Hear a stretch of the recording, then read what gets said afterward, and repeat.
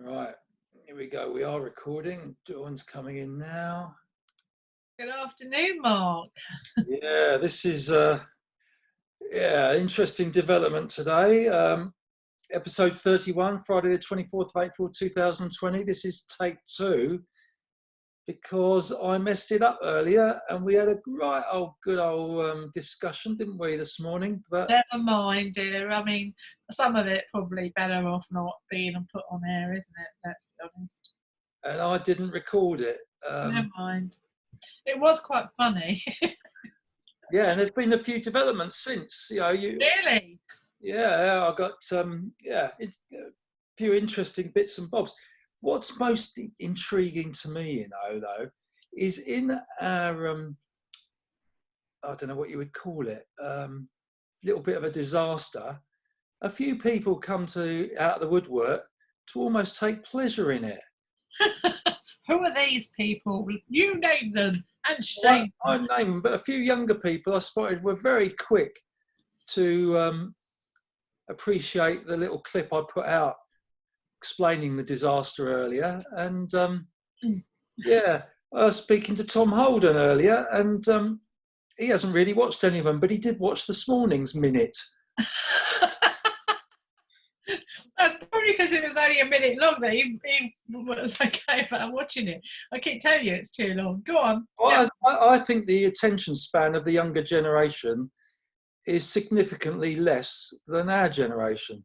That's my... Well, can you remember when you were sort of like their generation in your 20s? You were always rushing off to do something. It's mind you, they've got no excuse these days. They've got plenty of time on their hands. I can't think there's anything better to do than listen to us, but there you go. Right, so we're going to go over the same sort of format as before, so apologies to you, but the first time everyone else has heard it. The music from yesterday, I have put more of an extended version on Facebook because I'd like to see if anyone can get it, even though it's a little bit obscure. But today's piece of music, I think is better known to people. And I'm just going to play it here, and I will put it on Facebook if it doesn't come out that clear, but here you go. I know what it is.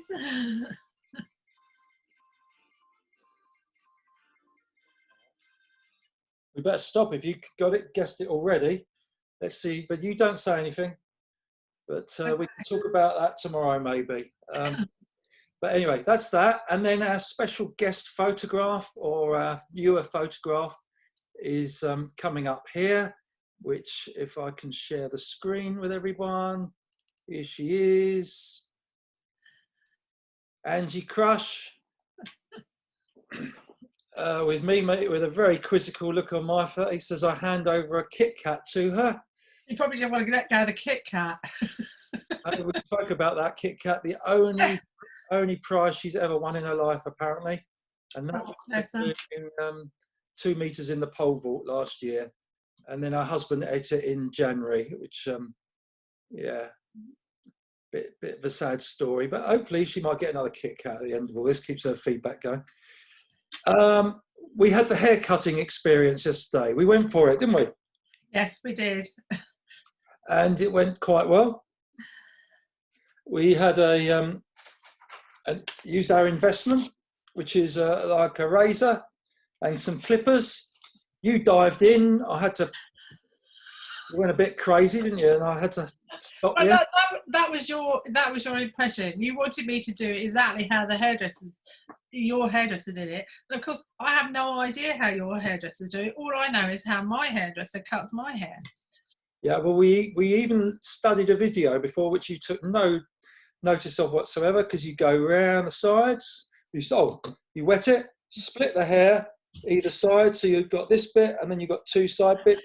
You do these bits with the trimmer, and then what you do is you gradually work your way back, clip, clip, clip, clip, clip, clip. You just dived in at the back here, there, and everywhere. And it was. I did the back to you, and if you turn around, so the viewers can see, it is okay. You can turn around. See, there's nothing wrong with the back, and I did that without your instructions.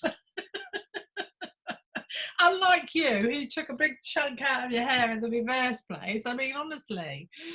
Well, Uh, never go at you because it's going to be 6 months without hairdressers. How are you going to survive? I'll try to tie it up. It's fine. It's not a problem. I have got. I'm in touch with them. They're very, I mean, I'm hoping that it's not going to be 6 months, but I mean, we'll see how it goes. I suppose they could do it with 2 meters garden shears, couldn't they? From a See, that's why you're never going to be anywhere near my hair.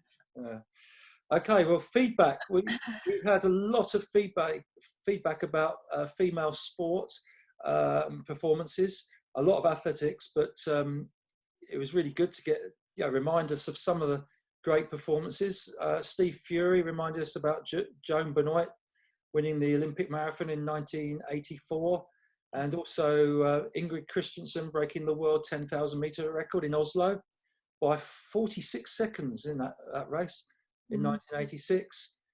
Andy Tyndall came in with the Kelly Holmes double, of course, which you mentioned the fine lines between that and it's hundredths of a second those two championships were won by, weren't they? It was very tight. I remember the look on her face. I mean, you're never likely to forget that, are you? No. And then Andy Poppleton reminded us of a great run I'd forgotten about, a European indoors win by Nicola Sanders in 50.02. Fantastic run, dominated that. And she came very close to Christina Urugu when she won the World Championships 400 metres in Osaka, which Andy reminded us of. So some great races there, over 400 for the women. And then he mentioned Kelly Stroog from the USA, the gymnast, and you watched the video clip of that, didn't you, from Atlanta? I can remember watching it live. Didn't you? When the Olympics used to be on, or the Worlds, I used to sort of like be glued to the telly watching almost anything. And sport to me is, I just think they're so outstanding, these gymnasts. I mean, I couldn't do it, but she in particular, she did a, and she'd hurt her ankle, and for some reason she just didn't want to let her team down, or I don't know the circumstances. I think she needed to vault, so she did, and she landed on one foot. And you remember those type of things, and from my point of view, it just shows her guts, her determination, and the fact that she didn't want to let her team down. And we all talk about, it's an individual sport. Well, it is, but you get sometimes to perform with others, etc., and it makes a difference, doesn't it? Yeah, definitely. Yeah, no, it was quite something. And then her performance on the vault won America the team gold team title, as you say. She had to land on that one foot that wasn't injured. So incredible, really, to get the 9.6 or something, 7 score to do it. Angie Crush, who we've already mentioned, came in with the Navratilova and Evert duel at Wimbledon, being one of the great women's sporting events. And that reminded me also of the men's with Borg and McEnroe and Nadal and Federer. They've been some great highlights there. Then we went on to talk about celebrities we've met. And you told me, although I didn't record it, Graham Saker mentioned Lizzie Arnold, who you knew as a youngster, didn't you? Yeah, I did. And her mum used to help at Tunbridge AC, open meetings, etc. So I remember Lizzie started at Tunbridge, then she went to Maidstone and Medway, and then she decided... Ashford, wasn't it? Well, I think she did some at Coast, but she was Medway and Maidstone beforehand, I'm sure of it. But I mean, I think I either picked her up or dropped her off when we did a UK YDL one day, and she needed a lift home, so I gave her a lift home. But I mean, obviously we remember each other, but it's not something I would say that I know her well, because I don't now. Yeah, no. But Graham said she was really nice when she helped out at the Twilight meeting back in August. Angie Crush, she's met Andy Murray, who said he was very pleasant on the plane, I think. And then she's also met Harry Redknapp. And not only has she met, but Louise Redknapp was her best friend when she was younger, or one of her best friends when she was younger, which Andy Poppleton was particularly pleased with, because he had a crush on Louise Redknapp back in the day. We got a picture of Louise Redknapp. No, but was she? What was her group she was with? Was it Eternal? No, I don't know. I can't remember. Not my genre, as they call it. But there you go. But Louise Redknapp, and then Alan Buckle. He's met a few. Gary Lineker at an airport, who was very good at 5 o'clock in the morning. Billy Bragg, the singer. He's met Kelly Holmes a few times at park runs and chatted to her. And Martin Johnson, the rugby captain, who he said was a bit grumpy once at a hotel, but we forgive Martin Johnson that, because he did help England win the World Rugby Cup, didn't he? And you wouldn't argue with him anyway if he was grumpy, because he's a bit of a big lad. Hubert in Canada hadn't met any celebrities, but he had watched Willie Johnson play for the Vancouver Whitecaps and been offered a can of beer by somebody in the crowd, which he took a swig of and then took a corner from which they scored from. So Hubert was very impressed with that. Scott Shurham has met Joe Pavey.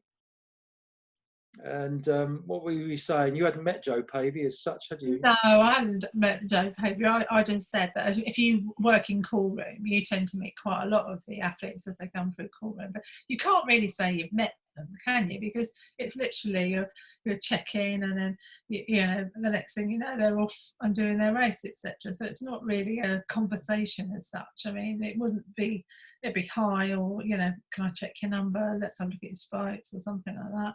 And then there we are racing, and that'll be the end of that. You'll be seeing the next lot, etc. So although you see everybody, the one person I haven't seen in call room, but I've heard stories of, is Usain Bolt, and he always messes around. I think towards the latter part of his career, I think he was slightly more serious, because he had to knuckle down, and he knew it was going to be more difficult to win the races.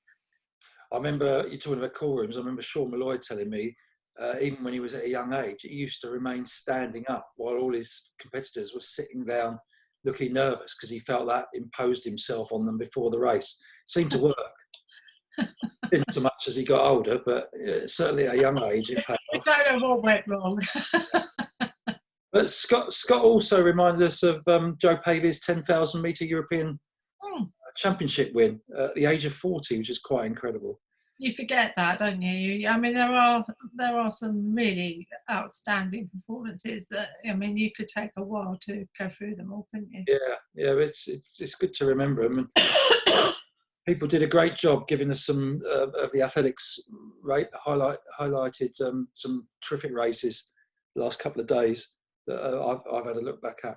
From my point of view, I haven't met many celebrities. I don't even know when you become a celebrity.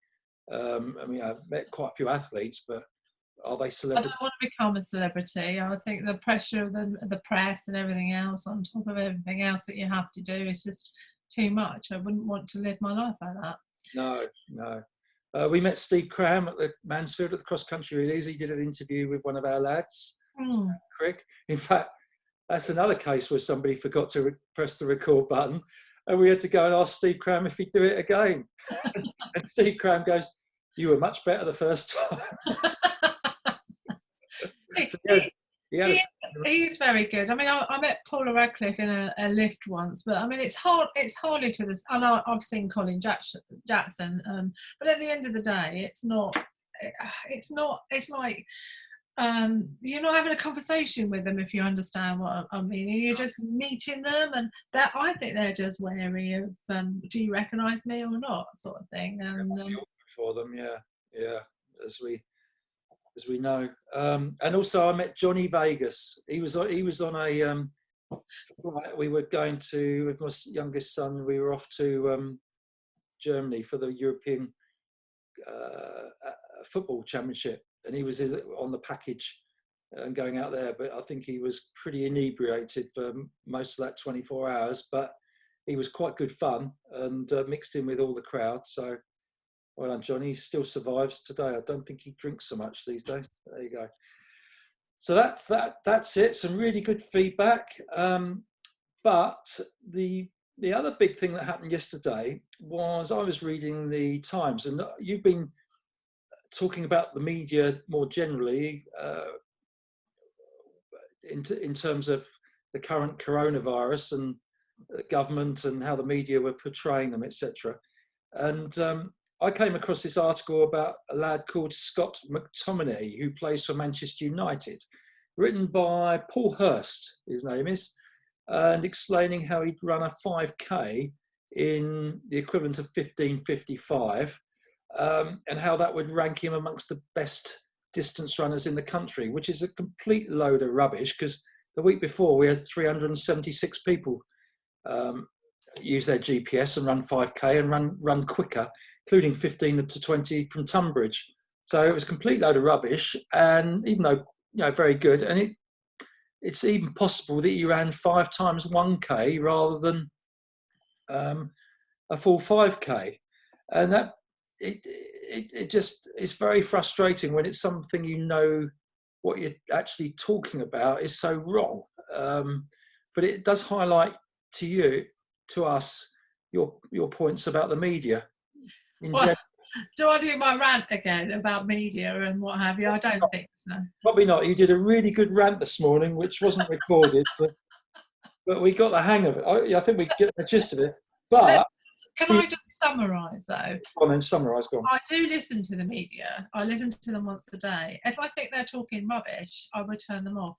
What my point is that they're actually feeding everyone who's locked up in their own homes, etc., maybe a flat or something like that. They're actually listening to the media and believing everything they say, because some of them don't know any otherwise. I mean, you picked up this guy because he's talking nonsense, because you know what. You're in the sport and you know what you're talking about. And so this is my point, that the media then pretend, especially sort of like later on in the evening, they pretend that they know everything that they should know, and well, you don't. And they need to get over it, because at the end of the day, it's not, if I'm running a company, I'm not going to tell them all my state secrets, am I? I'm going to run the country or the company how I want to, because I've been given a job to do. And I just don't understand why their approach is so unbelievable.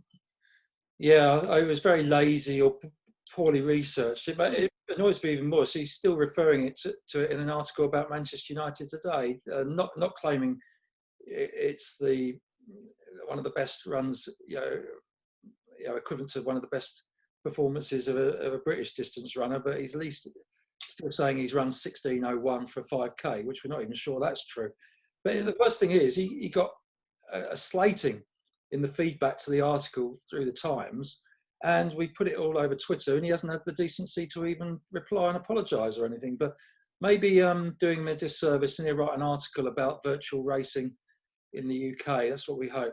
But as Andy Poppleton says, the media have really big up these footballers. They do it with sprinting, claiming that these footballers are quicker than Usain Bolt as well, which is, I remember I said to you earlier that Malcolm McDonald, footballer from the past, did Superstars around about 10.9, so about a second off the top sprinters.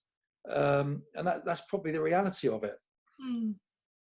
I mean, yeah, they are fast on the field, but you've got to put it into perspective. But everybody is football mad, and they believe everything that these reporters tell them, and that's the sad thing about it, isn't it? Yeah. But anyway, just to finish off, this is going to make you feel better, which we wouldn't have got this morning. From Twitter, this is, I'm an avid Twitter user. Mark Austin. You know Mark Austin? Not sure I do, but never mind. He's the ITV newsreader. Mark Austin. Right, okay. Well, I don't know their names. I mean, I'm not that familiar with them. They're annoying. Coincidentally, his daughter, Maddie, won an English Schools 800-metre title back in the day. And she goes out with John Sanderson, who I know who runs as well. But anyway, Mark Austin's tweet earlier today was, "I can assure you lockdown is a lot harder to endure when a poll comes out effectively calling NHS docs, in brackets my wife, national heroes, and journalists, in brackets me, utter vermin." He's in 2 houses. Oh dear. Now, there's a whole trail of replies, but I quite like this one that sums it up, and I think it sums up what you're saying. The guy replied, "Have a read of this, Mark." He said, "Journalism is missing the mood in this country. We don't want blame. We don't want argument, as if we were in a general election. We want a contribution to the national effort to help us out of this crisis. We need hope, optimism, and faith in our country. Less negativity, more positivity." I like. Absolutely. I agree with that. It's worth a read of this. Yeah, they have got it wrong. I think the mood of the nation. Or at least I'd like to think they have, because I don't think they're contributing a lot. Okay, challenge the government, but I mean, to be quite honest with you, we do not know anything about this virus. The Chinese probably know a little bit more than we do, but they've just had to lock down a city with 10 million people in it, so they don't know much more than we do. So at the end of the day, give them a bit of space and treat them with a little bit of respect. That's the bit I don't like. The fact that they ask the same questions day in, day out. Yes, some people aren't going to get PPE because on time, etc. Well, instead of